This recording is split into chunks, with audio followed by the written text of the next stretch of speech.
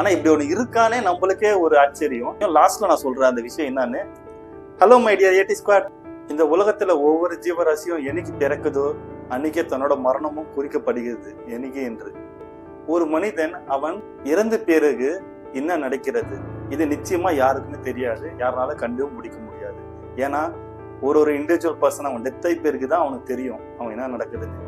ஆனா இது விடையே கண்டுபிடிக்க முடியல. ஆனா இன்னைக்கு பாத்தீங்கன்னா நம்ம சயின்டிபிக்கா ஒரு மனுஷன் அவன் மரணம் அடிக்கும் போது அவனுக்கு என்ன தோணுது, அவன் என்ன உணர்றான், ஓகேங்களா? அதை பத்தி தான் நீங்க நம்ம பேச போறோம்.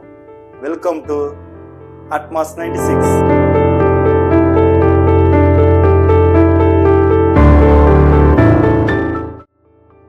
இப்போ ஒரு மனிதன் அவன் சாவும் போது அவன் என்ன ஃபீல் பண்றான்? ஸ்டெப் 1 பார்க்கலாம். கம்ப்ளீட் ரிலாக்ஸேஷன், கம்ப்ளீட்டா ஓய்வு எடுக்கிறது. அவனுக்கு எந்த அளவுக்கு கஷ்டம் வலிகள் இருந்தாலும் அந்த கடைசி தருணத்தில் அவன் கம்ப்ளீட்டா ஓய்வு எடுக்கிறான். ஸ்டெப் 2, ஒரு ஸ்டடியில என்ன சொல்றாங்கன்னா 72% பீப்புள் அவங்க மரண தருவாயில அவங்களோட முன்னோர்கள், தட்ஸ் மீன் அவங்க ஃப்ரெண்ட்ஸ், அவங்களுக்கு மிகவும் பிடிச்சவங்க, ஜஸ்ட் லைக் ரீயூனியன், அவங்கள போய் சந்திச்சு அவங்க கூட இருக்கிற மாதிரி ஒரு உணர்வு தோணுது. 52% பீப்புளுக்கு டிராவலிங்க்கு ரெடி ஆகிற மாதிரி இருக்கு, அவங்களுக்கு பிடிச்ச மனிதர்களுக்கு கூட அவங்க டிராவல் பண்ற மாதிரி. 28% பீப்புளுக்கு அவங்களோட லைஃப் ஃபுல்லா ஒரு ரீகாலிங் மாதிரி நடக்குது. ஜஸ்ட் மீன் ஒரு ரீகாலிங், அவங்க நடந்து சின்ன வயசுல இருந்து அவங்க பிறந்து வளர்ந்து எல்லாமே ஒரு ரீகால் மாதிரி, ஒரு மெமரி மாதிரி அப்படியே நடக்குது. ஸ்டெப் 3, ஒரு வெளிச்சத்தை பார்க்கறது. சம் ஸ்டடி என்ன சஜஷன் பண்ணுதுன்னா heart beat slow, all part function slow including brain. ரத்த ஓட்டம், ஆக்சிஜன் இதெல்லாம் குறைஞ்ச உடனே அப்போ பிரெயினுக்கு எனர்ஜி வேணும் இல்லையா? அப்போ சில ஆக்டிவிட் பண்ண முடியாம போகுது பிரெயின்னால. எண்ணங்கள் கண்ட்ரோல் பண்ண திறமை இல்லாம போயிடும். ஒரு பெரிய வெளிச்சம் பார்த்தா எப்படி இருக்குமோ அத போல இந்த ஒளியை ரிப்ளிகேட் பண்ணும். இதுதான் ரீசன் சாவும் விளிம்புல போயிட்டு பல பேர் சொல்லுவாங்க நான் ஒரு ஒளியை பார்த்தேன். ஏன்னா விஷுவல் பிரெயின் சிஸ்டம் ஃபயர் பண்ணுது. இது மவுஸை வச்சு பண்ண சோதனையில ஃபைன் பண்ணாங்க. 4th step, almost unconscious regular breath அவங்களுக்கு இருக்கும். அன்கான்ஷியஸ் பிரீத் பண்ணும் போது அவங்க தொண்டை வாயு இதுல உமிழ் நீர் சலைவா உள்ள போயிடும். நம்ம சாப்பிடும் போது புறை ஏறும் இல்லையா, தொண்டைக்குள்ள போகும்போது கொஞ்சம் மாறி லங்ஸ் வழியா போகும்போது நம்மளுக்கு புறை ஏறும். சேம் அன்கான்ஷியஸ் நிலைமையில இருக்கும் போது உமிழ் நீர் போகுதுனால அவங்களுக்கு பிரீத்திங் கொஞ்சம் சத்தம் அதிகமா இருக்கும். எக்ஸாம்பிள், நிறைய மூவிலாம் பார்த்துருப்பீங்க, வில்லேஜ் சைட்லாம் வயசானவங்க ரொம்ப ஒரு மாதிரி பிரீத் பண்ணுவாங்க, பாவம் பாரு எப்படி இழுத்துனுக்குறாங்கன்னு சொல்லிட்டு, அந்த கண்டிஷன் தான்.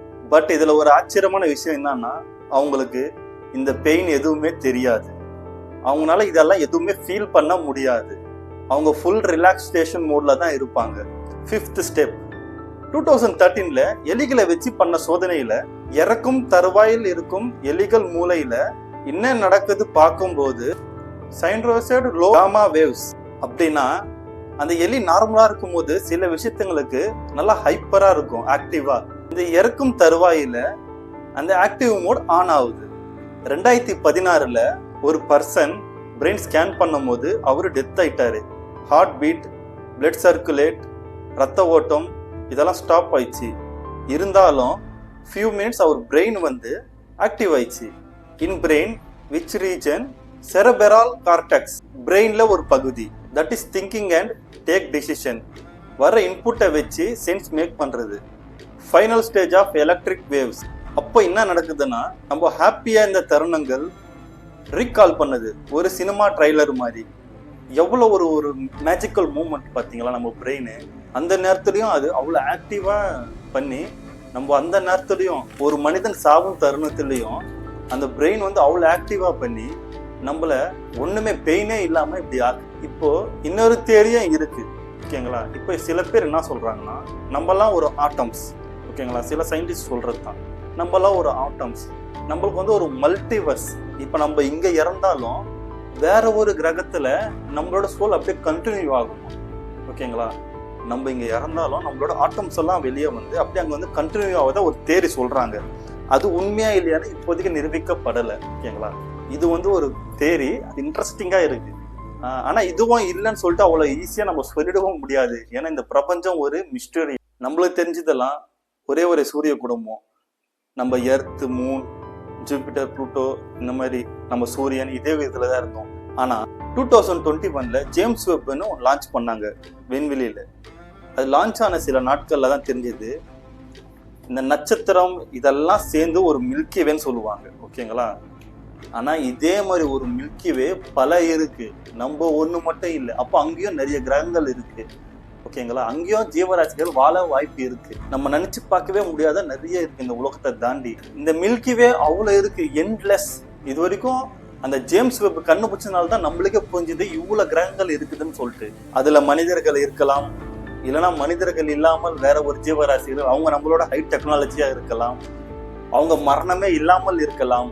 இதுக்கெல்லாம் எண்டே இல்லை காய்ஸ். இதுக்கெல்லாம் ஏகப்பட்ட கேள்வி. ஒரு மனிதன் அங்கேயும் வந்து அவனோட ஆட்டம்ஸ் அங்கிருந்து அவனோட லைஃப் தொடங்குறதா, இந்த மாதிரி ஏகப்பட்ட தேரி கான்செப்ட் இருக்கு. இதெல்லாம் நம்ம ஃபியூச்சர்ல பார்க்கலாம், இந்த கான்செப்டை பத்தி எல்லாம் நம்ம. ஆனா பி பிராக்டிக்கல். இருப்பது ஒரு லைஃப், நிம்மதியா சந்தோஷமா இருக்கலாம், யாருக்கும் கெடுதல் நடக்காம. உங்களால முடிஞ்சா நல்லது பண்ணுங்க.